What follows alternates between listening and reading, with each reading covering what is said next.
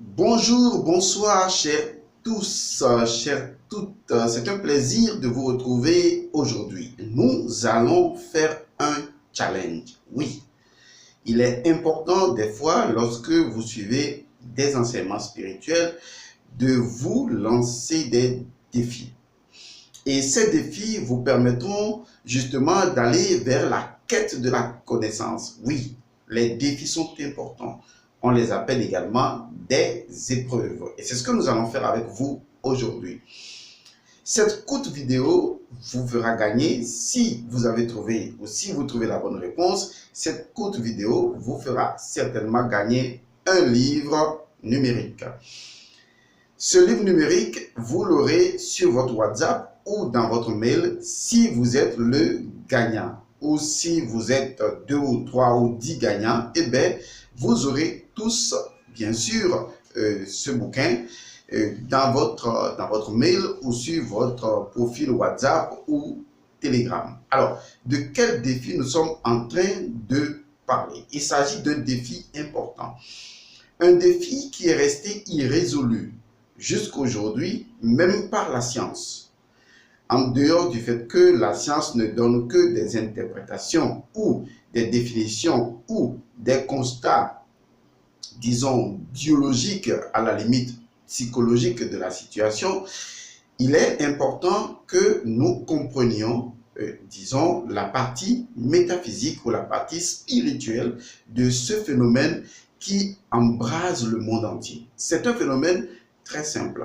Surtout que nous sommes en train de parler dans Akuka Eka des actes consacrés, et c'est un acte dont nous allons justement parler. Je voudrais, avant d'arriver à cet acte consacré, vous lancer un défi et voir si vous êtes bon dans les défis, et vous aurez naturellement un cadeau.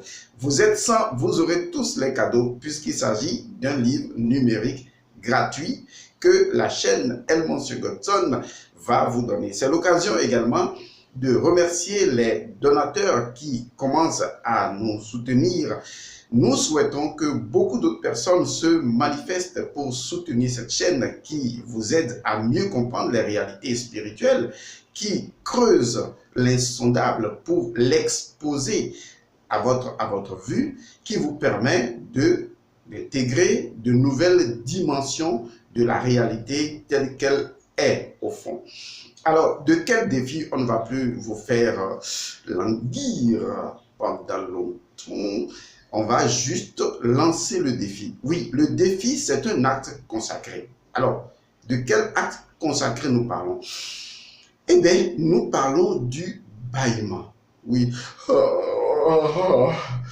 Oui, tout le monde bâille. Et vous savez jusqu'à quel point le fait de bâiller, disons, est très contagieux. C'est assez contagieux. Il suffit que quelqu'un bâille à côté de vous, ou même le simple fait qu'on en parle vous amène systématiquement à bâiller.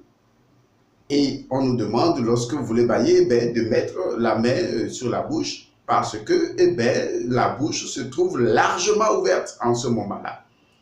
Et beaucoup de scientifiques se sont creusés la tête pour savoir quel est le phénomène qui déclenche non seulement le bâillement, mais quel est le phénomène qui fait que le bâillement est si contagieux, extraordinairement contagieux. Des scientifiques ont fait des expériences avec des primates, c'est-à-dire des singes d'une certaine catégorie, et au cours de ces expériences, ils ont pris 100 singes, voilà, c'est souvent difficile de contracter les mêmes sons. Alors, ils ont pris 100 singes et ils ont fait des expériences. D'autres disent qu'ils ont pris une trentaine de singes. De toute façon, c'est un pourcentage de 100. Il faut comprendre les choses. Et donc, ils ont fait cette expérience-là et ils ont remarqué que lorsqu'un primate bâillait, tout le groupe était contaminé par le bâillement. Mais c'est tellement humain aussi au niveau donc de l'humain que nous sommes. Et dès que quelqu'un bâille dans un bureau et que vous l'observez, même quand vous ne l'observez pas, il arrive que vous ne vous regardez pas en train de bâiller, mais ça vous prend et vous bâillez. Alors, de quoi il s'agit? Quel est ce phénomène? Et on remarque le même phénomène chez les petits-enfants où les enfants baillent. Et ça contamine la maman ou la maman baille et ça contamine l'enfant. Alors, quel est ce phénomène? Quelle est son origine? Et quel est l'impact spirituel que cela a sur nous? Quelle est sa dimension métaphysique? Je vous invite à relever ce défi extrêmement simple. Oui, je sais que beaucoup de personnes vont se casser la gueule sur la chose, même si vous n'avez pas de gueule. Beaucoup de personnes vont se casser la gueule tout simplement, mais je vous lance ce défi.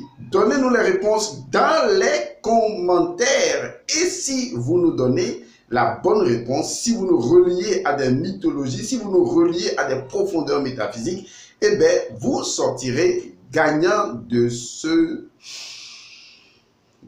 défi, de ce challenge, de cette épreuve. Je vous souhaite beaucoup de courage, je vous souhaite beaucoup de chance à toutes les personnes qui vont vouloir faire cette épreuve-là.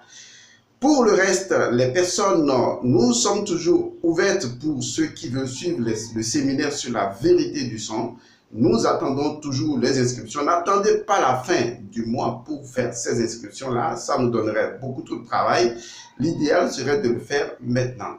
Et bien sûr, après ce séminaire qui aura lieu dans le mois qui va suivre la fin du séminaire, nous ferons un autre séminaire sur comment découvrir son vaudou, puisque beaucoup de personnes nous réclament ça aussi. Nous ferons ça par la suite. Donc, si le même groupe veut continuer ce séminaire, eh bien, ce sera toujours le même groupe. Donc, toutes les personnes qui souhaitent participer sont les bienvenues. Donc, pour le moment, c'est le défi que vous avez à relever. Et ce défi-là, c'est le secret métaphysique du bâillement. À bientôt. Bonne chance à vous tous.